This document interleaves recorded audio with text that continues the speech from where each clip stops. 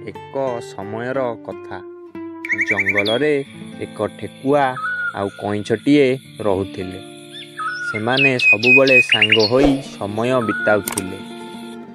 ଦୁହେଁ ଦୁଇ ଜଣଙ୍କର ଭଲ ବନ୍ଧୁ ଥିଲେ।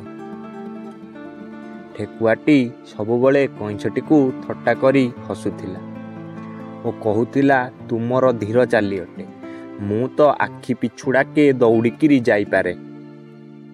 କଇଁଛଟି ମନ ଦୁଃଖରେ କହିଲା, ମୋତେ ତ ପ୍ରକୃତି ସେମିତି ତିଆରି କରିଛି, ମୁଁ ବା କ'ଣ କରିପାରିବି। ଠେକୁଆଟି ହସିକି କହିଲା, ହା ହା ହା। କିଛି ସମୟ ପରେ କଇଁଛଟି କହିଲା, ଠିକ୍ ଅଛି, ତୁମେ ସବୁବେଳେ ମୋତେ ଥଟ୍ଟା କରୁଛ ଓ ହସୁଛ। କହୁଛ ମୁଁ ବଡ଼, ମୁଁ ଆଖି ପିଛୁଡ଼ାକେ ଦୌଡ଼ିକିରି ଯାଇପାରେ। ଆମ ଦୁଇ ଜଣଙ୍କ ମଧ୍ୟରେ ଏକ ଦୌଡ଼ ପ୍ରତିଯୋଗିତା କରାଯାଉ। ଯିଏ ସେ ଦୌଡ଼ ପ୍ରତିଯୋଗିତାଟି ଜିତିବ ସେ ବଡ଼। ଠେକୁଆଟି ହସିକି କହିଲା, ତୁମେ ମୋ ସହିତ ଦୌଡ଼ ପ୍ରତିଯୋଗିତା କରିବ। ଠିକ୍ ଅଛି। ଜଙ୍ଗଲର ସମସ୍ତ ପଶୁପକ୍ଷୀମାନେ ଏକତ୍ର ହେଲେ। ନିର୍ଦ୍ଧାରିତ କଲେ ଏକ ଦୌଡ଼ ପ୍ରତିଯୋଗିତାକୁ। ଦୌଡ଼ ପ୍ରତିଯୋଗିତା ଆରମ୍ଭ ହେଲା। ଠେକୁଆଟି ବହୁତ ଜୋରସେ ଦୌଡ଼ିକି ଦୂରକୁ ପ୍ରଥମେ ଚାଲିଗଲା। କଇଁଛଟି ଧୀରେ ଧୀରେ ଚାଲୁଥିଲା। ଠେକୁଆଟି କିଛି ଦୂର ଦୌଡ଼ିକି ଯିବା ପରେ ସେ ପଛକୁ ବୁଲି ଚାହିଁଲା।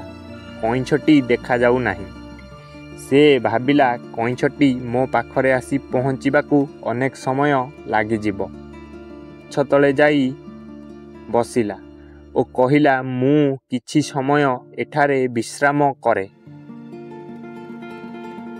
ଠେକୁଆଟି ବିଶ୍ରାମ କରୁ କରୁ ନିଦରେ ଶୋଇପଡ଼ିଲା। ଠିକ୍ କିଛି ସମୟ ପରେ କଇଁଛଟି ଧୀରେ ଧୀରେ ଚାଲି ଚାଲି ଆସି ଠେକୁଆଟି ପାଖରେ ପହଞ୍ଚିଗଲା ଓ ଦେଖିଲା ଠେକୁଆଟି ନିଦରେ ଶୋଇଯାଇଛି। କଇଁଛଟି କିଛି ନ କହି ଧୀରେ ଧୀରେ ଆଗକୁ ଚାଲିବାକୁ ଲାଗିଲା। କିଛି ସମୟ ଚାଲିବା ପରେ କଇଁଛଟି ନିଜର ଲକ୍ଷ୍ୟସ୍ଥଳରେ ଯାଇ ପହଞ୍ଚିଗଲା। ଯେତେବେଳେ ଠେକୁଆଟିର ନିଦ ଭାଙ୍ଗେ, ସେ ଉଠିକି ଦେଖିଲା ବେଳକୁ କଇଁଛଟି ଆଗେ ଯାଇ ପହଞ୍ଚି ଦୌଡ଼ ପ୍ରତିଯୋଗିତାକୁ ଜିତି ଯାଇଛି। ଶେଷରେ ଠେକୁଆଟିକୁ ବହୁତ ଲଜ୍ଜା ଲାଗିଲା। ସେ ବୁଝିଲା, ମୁଁ ଅହଙ୍କାରୀ ଅଟେ। ଧୀରେ ଧୀରେ ଚାଲିଲେ ବି ସଫଳତା ମିଳିଥାଏ। ସେ କଇଁଛଟି ଆଗରେ ନିଜର ମୁଣ୍ଡ ନୁଆଁଇଲା ଓ ନିଜର ଭୁଲ ବୁଝିପାରିଲା। କଥାରେ ଅଛି, ଧୀର ପାଣି ପଥର କାଟେ, ଅର୍ଥାତ୍ ଧୀରେ ଧୀରେ କରୁଥିବା କାମରେ ସଫଳତା ମଧ୍ୟ ମିଳିଥାଏ।